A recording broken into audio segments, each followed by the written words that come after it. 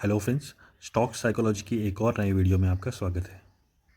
आज इस वीडियो में हम जानने वाले हैं सिलिकॉन वैली बैंक क्राइसिस या आप कह सकते हैं सिलिकॉन वैली बैंक कोलैप्स के बारे में।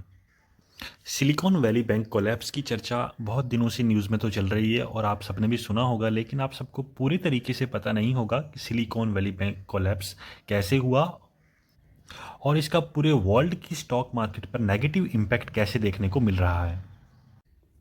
तो friends, silicon valley bank crisis के बारे में जानने से पहले हमारे लिए ये जानना ज़रूरी है कि सिलिकॉन वैली बैंक जो है वो कहाँ पर है और उसके पास कितने फंड्स थे। सिलिकॉन वैली बैंक की फाउंडेशन 1983 में यूएस में हुई। यूएस में एक जगह है सिलिकॉन वैली, ये बैंक वहीं पर है, इसीलिए इसका नाम सिलिकॉन वैली बैंक रख दिया गया। सिलिकॉन वैली बैंक को रिसेंटली टोटली बंद कर दिया गया और कोलैप्स होने से पहले, बंद होने से पहले ये यूएस का 16th लार्जेस्ट बैंक था। और अगर टोटल एसेट्स की बात की जाए तो सिलिकॉन वैली बैंक के पास टोटल 209 बिलियन डॉलर्स के एसेट्स थे एट द एंड ऑफ 2022। तो इतने एसेट्स होने के बावजूद भी ये बैंक कैसे कोलैप्स हुआ, इस वीडियो में हम वो जानेंगे। सिलिकॉन वैली बैंक की ब्रांचेस सिर्फ यूएस में ही नहीं थी। यूएस के साथ साथ Canada, China, Denmark, Germany, Ireland, Israel, Sweden और यूके में भी इसकी बहुत सारी ब्रांचेस थी।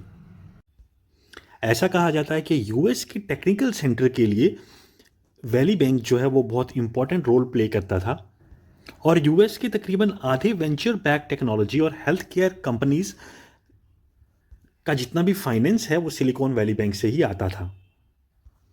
इसके साथ ही सिलिकॉन वैली बैंक बहुत सपोर्टिव था स्टार्टअप कंपनीज के लिए और बिल्कुल भी हिचकिचाता नहीं था फाइनेंस प्रोवाइड करने में स्टार्टअप कंपनीज के लिए। जहां पर यूएस में जो बाकी बैंक्स थे वो बिल्कुल रिस्क नहीं लेते थे और स्टार्टअप कंपनीज को कोई भी लोन, कोई भी फाइनेंस प्रोवाइड नहीं करते थे, वहीं सिलिकॉन वैली बैंक जो था स्टार्टअप कंपनीज के लिए बहुत हेल्पफुल था। टेक्निकल सेक्टर्स या न्यू स्टार्टअप्स जिनकी सिलिकॉन वैली बैंक हेल्प कर रहा था, इन रिटर्न ये सभी new startup silicon valley bank की हेल्प कर रहे थे। सिलिकॉन वैली बैंक ने हाई रिस्क लेकर नए स्टार्टअप्स को लोन तो दिया, लेकिन उस लोन के बदले बहुत सारा पैसा उन कंपनीज से, उन नए स्टार्टअप्स से इकट्ठा कर लिया, जिसके कारण पिछले कुछ सालों में सिलिकॉन वैली बैंक की ग्रोथ बहुत ज़्यादा देखने को मिल रही थी।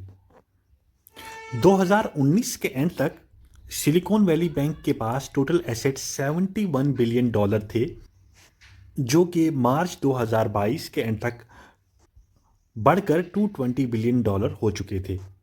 आप यहीं से अंदाज़ा लगा सकते हैं कि सिलिकॉन वैली बैंक ने इन रिसेंट ईयर्स में कितनी ग्रोथ हासिल की थी। तो अब सवाल ये आता है कि इतने एसेट्स होने के बावजूद, इतनी ग्रोथ होने के बावजूद भी सिलिकॉन वैली बैंक डूबा कैसे, उसको बंद क्यों करना पड़ गया। सिलिकॉन वैली बैंक से ना ही कोई पैसा लेकर भागा और ना ही सिलिकॉन बैंक किसी और की वजह से कोलैप्स हुआ। सिलिकॉन बैंक कोलैप्स अगर हुआ तो वो अपनी बैड इन्वेस्टमेंट्स के कारण हुआ। सिलिकॉन बैंक ने जितना भी पैसा न्यू स्टार्टअप कंपनीज से लिया था उस सब को गवर्नमेंट बॉन्ड्स में इन्वेस्ट कर दिया, क्योंकि गवर्नमेंट बॉन्ड्स को सबसे सेफ माना जाता है फॉर इन्वेस्टमेंट।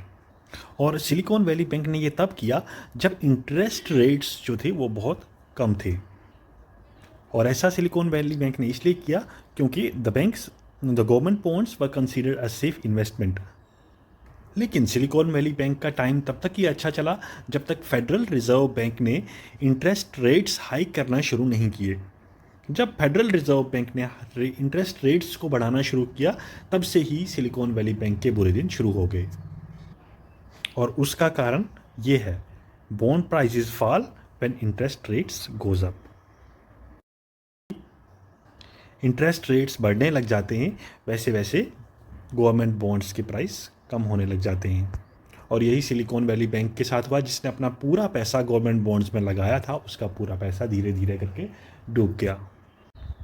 रिसेंटली 6 मार्च 2023 को सिलिकॉन वैली बैंक ने अनाउंस किया कि उसे 1.75 बिलियन डॉलर कैपिटल रेज करनी है, यानी कि उसको इतना कैश चाहिए, उसको इतना पैसा चाहिए था।